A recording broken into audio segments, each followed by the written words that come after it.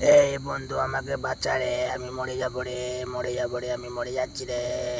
হ্যাঁ, কে কোথায় যাচ্ছি? একে বাঁচা রে। এই তো তুমি নিয়েছি, আমি বাঁচানোর চেষ্টা করছি। তুমি বেঁচে যাও। ওই, এই রে, কে রে? আমরা দুই বন্ধু, ঠিক আছে? আমরা দুজনে ক্লাসে পড়া করব। আমি পড়া করবো না রে।